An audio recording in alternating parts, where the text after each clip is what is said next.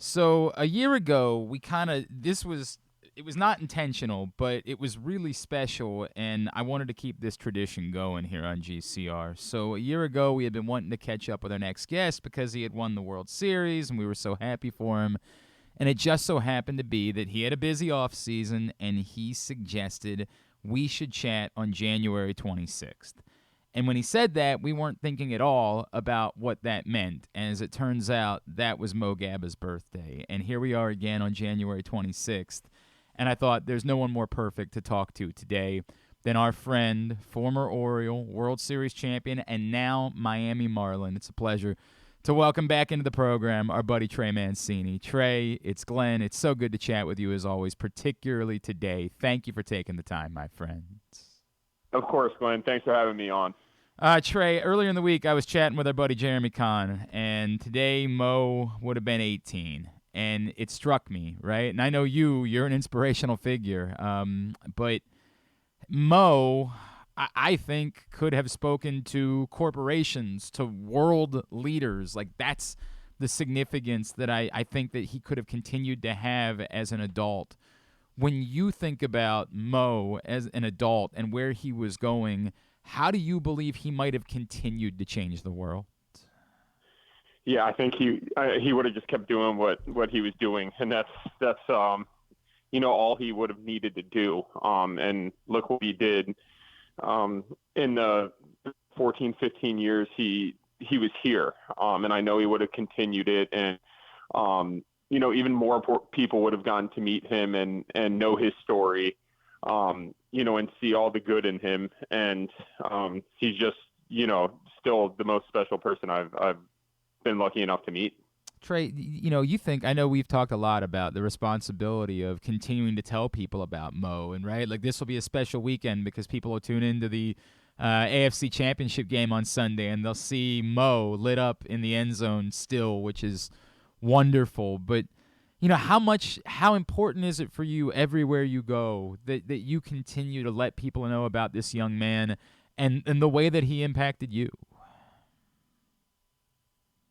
Yeah, I mean, I was going to say, watching the divisional game this weekend, I saw the MO in the end zone and cracked a big smile. It's absolutely unbelievable, the impact he left, not only on the city, but the world now. And so many people watch Ravens games and see that MO in the end zone, and maybe they'll look up, what does it mean? Why is the MO a different color than everything else? And they get to see Mo's story. So I think, here we are 4 years later, and he's still having this massive impact on everybody, and it's incredible. Can you, for people that maybe, I don't know how anybody doesn't, because you were so kind to talk so openly about how much Mo has meant to you, but, for maybe somebody that's hearing this for the first time that doesn't know, the history of your relationship with Mo and how personal it was, could you share a little bit of it with everybody?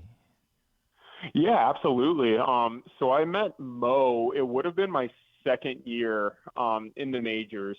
And so it was 2018. I had heard his story and got to meet him early on in that season. And then, that year I got off to a rough start, had some struggles, and I was having a tough time that year. And during the All-Star break, I decided to stay in Baltimore instead of going somewhere else, getting out of town for the All-Star break. And Mo, Sanzi, and I went to Dave & Buster's in town, and we just had the best day. And getting to hang with him and, just genuinely like spending some great time with he and his mom, not on the field and not, even around baseball, just getting to hang with them was such a joy and such a, life-changing day for me. And from then on, we just struck up a big friendship. And, I really credit a big part of turning it around that year and leading into the next year in 2019, which ended up being a great year for me. I really credit Mo with a lot of that, just helping me change my perspective and kind of snap out of that rut I was in, not even baseball-wise, but just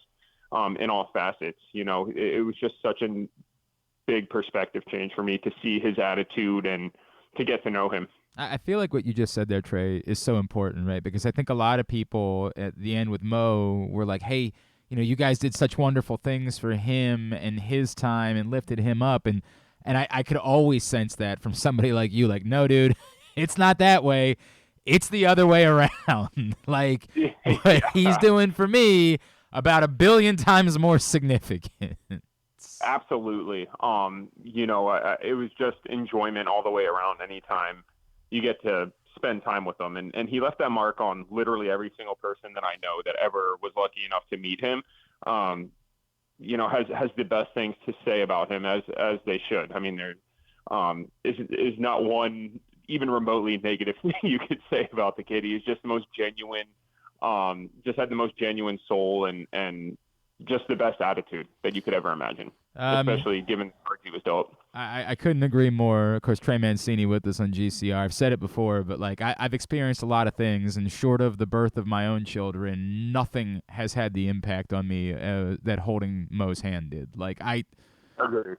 Yeah, agreed. It's so hard to explain it, and I think I've told you before, Trey. Like, we had done this story, and Eric DaCosta, the general manager of the Ravens, had talked about like how he thought he was feeling God when he held Mo's hand, and I was like, that seems a bit much. I don't know if we can run that. Like, that's almost over the top. And then I did it, and I said, oh, my God. I know exactly what he felt because I just felt it too.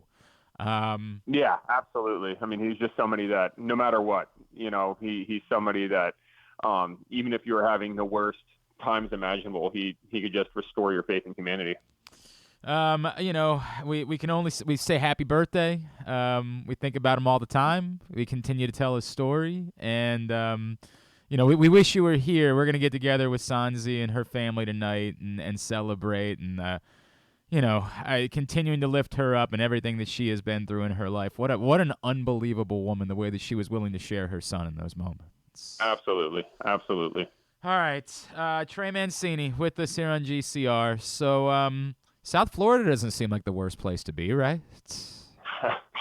No, not bad. And I live down here too, so it's definitely exciting for us to sign with a local team.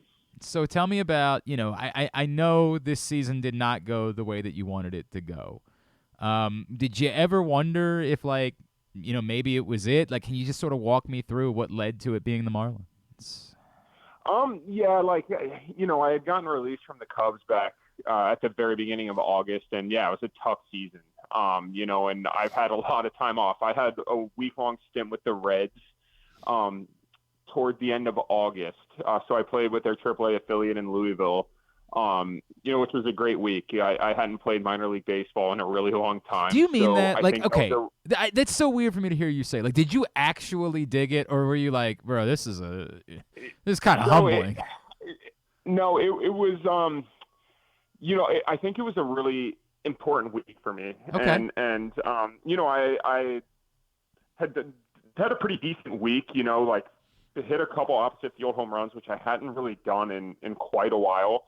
And at least helped me going into the rest of the off season know that, I can still do this. And it gave me time to really reflect on a lot. And I think it was, that week kind of springboarded my off season, but I think I mostly just chalk it up to nothing more than just thinking too much. And when I say that, thinking about my mechanics and what I'm doing rather than playing mindless baseball, especially at the plate, and just see ball, hit ball. I've got to be like that and think absolutely minimally to be successful. And it's something I did very well early on, and something that's gotten away from me, but that's something that I control and have the ability to do. How has your perspective changed? Trey, like everybody knows what you've been through yourself health-wise. How has it changed your perspective and when you go through these types of things? Like, do you find yourself being able to be more grounded, like, hey, none of this is the end of the world, or are you still so uber competitive that, like, that the perspective kind of disappears from your mind in those moments? I'd say a little bit of both, and especially it's not like I went through everything that I went through in 2020 with cancer coming back. It's not like right then I had that perspective change totally. I've been like, I've been, through the cancer battle and everything like that. So, everything should be, quote, easy, no matter what. I think it took even more struggles baseball-wise, and almost my worst fears coming to fruition, signing a 2-year deal and getting released 4 months in. It's humbling, and it definitely, switches your perspective a bit. And yeah, I feel like I've basically, on the field, off the field, been through just about everything. So there is definitely kind of, I don't want to say no fear going into the year, but I really do like where my mindset's at, and feel very confident. And along with that, you need to have that chip on the shoulder, I'd say, a bit, Sure. and that competitive fire. It's so important for all of us, and it's definitely something I think I've gotten back to, having all this time off. So I think those two things together can be a really good mix. You gotta have that. I remember, it's a Michael Jordan night. You gotta have something that you take personally, right? Like, you gotta have that Yeah. edge. There's a new baseball coach at the Naval Academy, and I haven't had an opportunity to chat with you about him, and I know how important he is to you. How cool was it for you that Chuck got that job, and what is he going to bring to a place that's already really special in Annapolis? I can think of nobody better to coach a Naval Academy than Coach Ristano. I was so excited when I heard the news. He got to Notre Dame at the same time I did in the fall of 2010, and from the moment I met him, I always knew he was a head coach. He was going to be a head coach one day, and he is just the perfect guy for the job. And I think all the Navy baseball fans should be so excited to have him as a coach. He means so much to me, and it's just one of the best guys I know, and he is going to do such a great job with that program. So, I definitely have a very strong rooting interest for Navy now to go along with Notre Dame in college really baseball. Cool. That's really. Can you tell me? Because I think from afar people would be like, "Well, why would Trey connect with like the pitching coach like that? Like, what? Can you tell me how that connection happened?"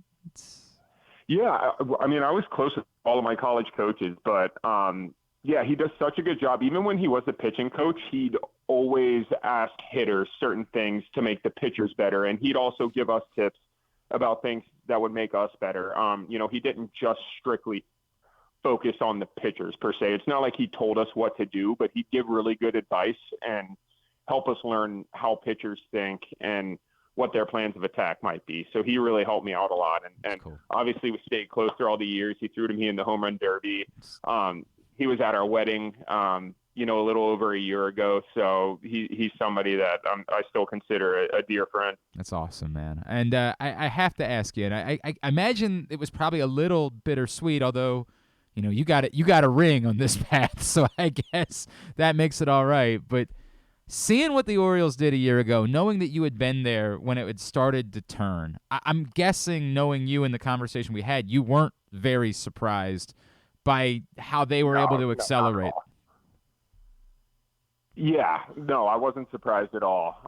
But I think, especially once the team turns and gets really good again, I think people forget kind of where we were at the end of 2018, when Mike and Hyder took over, and in that short amount of time to, go from where we were to having the best record in the AL.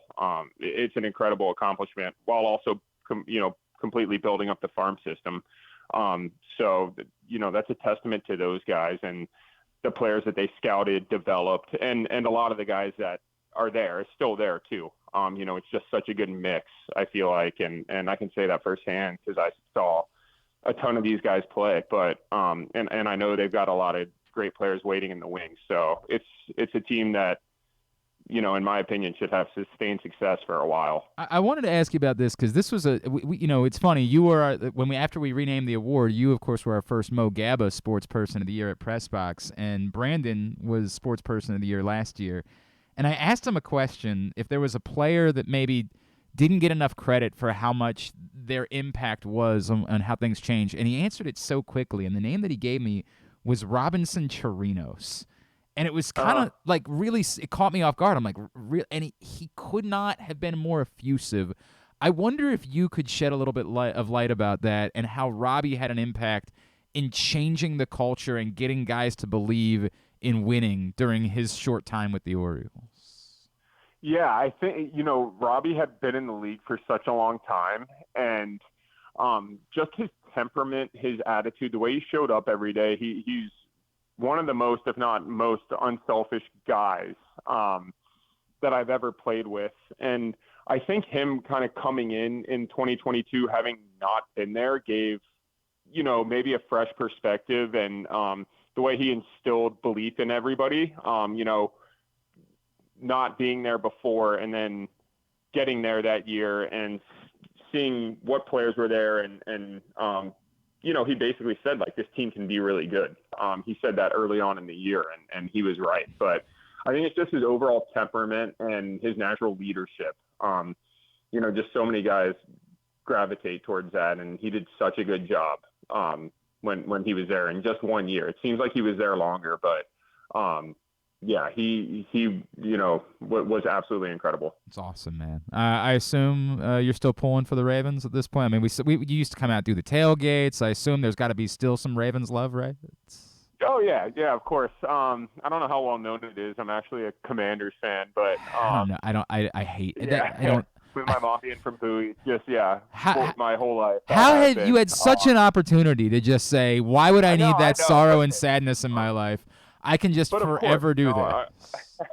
I was on the Orioles for such a long time, and I think they and the Ravens have such a cool relationship, the two organizations, that I got to meet a lot of the guys on the Ravens, and yeah, they're everybody that I talked to in their organization was great. So I definitely do root for them too. And how's married life? How's Sarah? How's everybody? Sarah's great. Yeah, we are awesome. So that's awesome. Yeah, man. Yeah. Trey, I couldn't be happier.